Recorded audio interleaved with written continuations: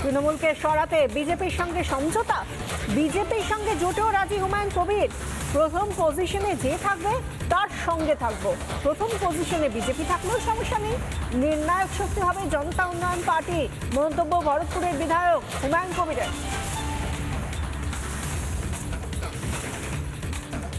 তৃণমূলকে সরাতে বিজেপির সঙ্গে সমঝোতা, এই নিয়ে যখন প্রশ্ন তখন বিজেপির সঙ্গে জোটেও রাজি হুমায়ুন কবির। তিনি নিজে মুখে বলছেন প্রথম পজিশনে যে থাকবে তার সঙ্গে থাকবো। প্রথম পজিশনে বিজেপি থাকলেও কোনো সমস্যা নেই, নির্ণায়ক শক্তি হবে জনতা উন্নয়ন পার্টি, এমনই মন্তব্য ভরতপুরের বিধায়ক হুমায়ুন কবিরের।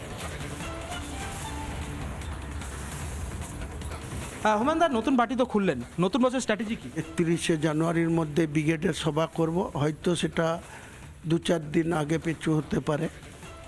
সেটা আমরা যথারীতি কলকাতায় 1 সপ্তাহের মধ্যেই, ওটা ডিফেন্সের মাঠ, তাদের সাথে এনওসি পেয়ে গেলেই আমরা কলকাতায় ব্রিগেডের সভার ডেট তারিখ ঘোষণা করব। কত লোক হবে? 10 লক্ষ লোককে জমায়েত করব।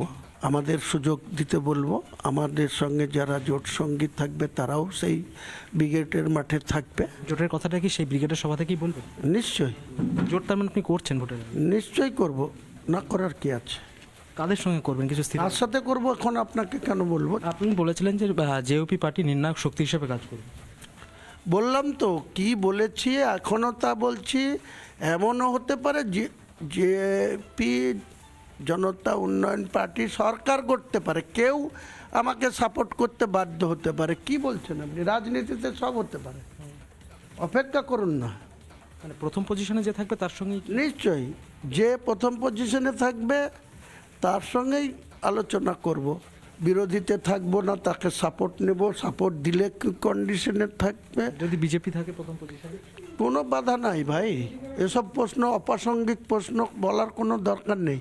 আমি আগেই বলেছি, নাম্বার অফ সিরিয়াল, যে ফার্স্ট পার্টি হবে সে সরকার করার জন্য ডিমান্ড করবে, তাকে সমর্থন দেওয়ার জন্য আমাদের পার্টির মূল যে এজেন্ডা, সেই এজেন্ডার মধ্যে তাদেরকে আমরা সরকারের শরিক হব না বিরোধীতে বসবো, কি কন্ডিশনে তাকে সমর্থন দেব, ইলেকশনের রেজাল্টের পর এই পরিস্থিতি। মমতা বন্দ্যোপাধ্যায়কে আলাদা ব্যক্তিগতভাবে কোনো বিষয় নাই, তার টিএমসি যেহেতু ক্ষমতায় আছে, সেই টিএমসিকে যাতে ক্ষমতাচ্যুত করা যায়, এটাই আমার টার্গেট। সোমনাথ পালের সঙ্গে ইন্দ্রাশিস পাচ্ছি, রিপাবলিক বাংলা, মুর্শিদাবাদ। হুমায়ুন কবিরের শেষ একটা কথা ছিল যেখানে তিনি বলছেন তৃণমূলকে ক্ষমতাচ্যুত করার জন্য তার উদ্দেশ্যটা এটাই, তৃণমূলকে ক্ষমতাচ্যুত করতে চায়। এবং সেই জায়গা থেকে তিনি বলছেন যে কোনো দল যে তৃণমূলকে সরাতে বিজেপির সঙ্গেও যদি সমঝোতা করতে হয় তাহলেও তিনি রাজি রয়েছেন।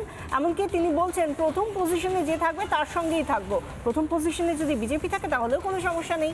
অর্থাৎ তিনি বলছেন তৃণমূলকে সরাতে হবে। তৃণমূলকে সরানোর জন্য হুমায়ুন কবিরের দল জনতা উন্নয়ন পার্টি, সেই দল যার হাত প্রয়োজন তার হাতই ধরবে। এবং সেক্ষেত্রে আরও একটা কথা বলছেন যে তিনি 26-এর নির্বাচনে নির্ণায়ক শক্তি হবে জনতা উন্নয়ন পার্টি।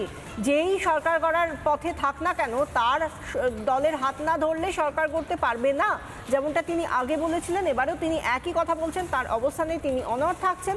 এবং তিনি বলছেন যে কোনো নাম হতে পারে, যে কোনো নাম হতে পারে, যে প্রথম পজিশনে থাকবে তার, সে যদি হুমায়ুন কবিরের দলের সঙ্গে এগোতে চায়, জোট বাঁধতে চায়, তাহলে সেটা বিজেপি হলেও তাতে কোনো অসুবিধা নেই।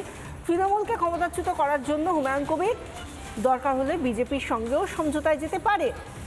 প্রথম পজিশন একেবারে তার নির্দিষ্ট করে বলা কথা, প্রথম পজিশনে সরকার গড়ার ক্ষেত্রে যে দল এগিয়ে থাকবে, অর্থাৎ যে দল প্রথম পজিশনে থাকবে সেই দলের সঙ্গে জোট বাঁধতে তার কোনো অসুবিধা নেই। প্রথম পজিশনে বিজেপি থাকলেও কোনো সমস্যা নেই, নির্ণায়ক শক্তি হবে জনতা উন্নয়ন পার্টি, মন্তব্য ভরতপুরের বিধায়ক হুমায়ুন কবির। তিনি বলছেন তিনি কার সঙ্গে কার হাত ধরবেন সেটা নিয়ে তিনি ভাবছেন না। তিনি শুধু প্রথম তার লক্ষ্য হলো তৃণমূলকে উৎখাত করা, তৃণমূলের সরকারকে উৎখাত করা, মমতা বন্দ্যোপাধ্যায়কে কেয়ারটেকার মুখ্যমন্ত্রী করা।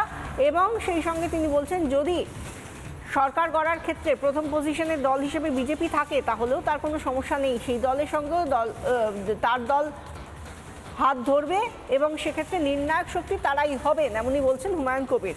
বিজেপি নেতা সজল ঘোষ আমাদের সঙ্গে টেলিফোন লাইনে রয়েছেন। সজলবাবু, একেবারে আত্মপ্রত্যয়ী হুমায়ুন কবির, তিনি বলছেন যে 26-এর ভোটে নির্ণায়ক শক্তি হবে জনতা পার্টি, অর্থাৎ জনতা উন্নয়ন পার্টি, আর যদি বিজেপির সঙ্গে হাত ধরতে হয় তাহলেও তাদের কোনো অসুবিধা নেই। আপনার প্রতিক্রিয়া? আপনাকে একটা কথা বলি, আমি অনেকদিন ধরেই বলেছি, আপনারাও নিশ্চয়ই মনে রাখবেন যে এনার দায়িত্ব হচ্ছে যে তৃণমূলের হারিয়ে যাওয়া, ছড়িয়ে যাওয়া সংখ্যালঘু ভোটকে তৃণমূলের ঘরে পৌঁছে দেওয়া। আপনার মনে হচ্ছে না এই কথার মধ্যে দিয়ে উনি দল গড়লেন, এটা ঠিক, কিন্তু আসলে উনি বুঝিয়ে দিতে চাইছেন যে আমি যদি বলে, কেউ যদি বলে যাব, তাহলে এখনো পশ্চিমবঙ্গের সংখ্যালঘুরা সেই দলকে সমর্থন করবে না, এটাই বাস্তব। হ্যাঁ, আর হুমায়ুন কবিরকে বলুন লিখে বলতে। হুমায়ুন কবির সকালে কি বলছে, দুপুরে কি বলছে, রাতে কি বলছে, হুমায়ুন কবিরের আপনারাই কনফিউজ হয়ে যাবে।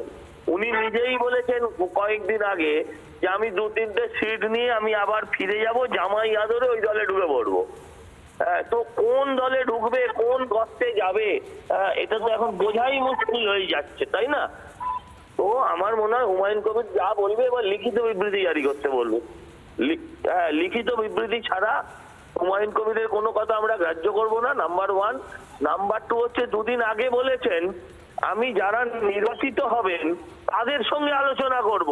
হ্যাঁ, তাদের সঙ্গে আমি আলোচনা করে সিদ্ধান্ত নেব কোন দিকে যাব, তৃণমূলে যাব না বিজেপিতে যাব।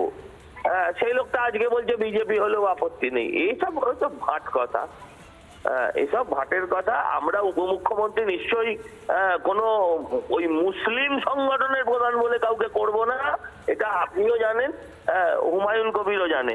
আর হুমায়ুন কবিরের একমাত্র লক্ষ্য হচ্ছে ওই উপমুখ্যমন্ত্রী হওয়াটা, ফলে ও এইসব কথা কোনো গুরুত্ব। ধন্যবাদ সজলবাবু। সজল ঘোষ ছিলেন আমাদের সঙ্গে টেলিফোন লাইনে।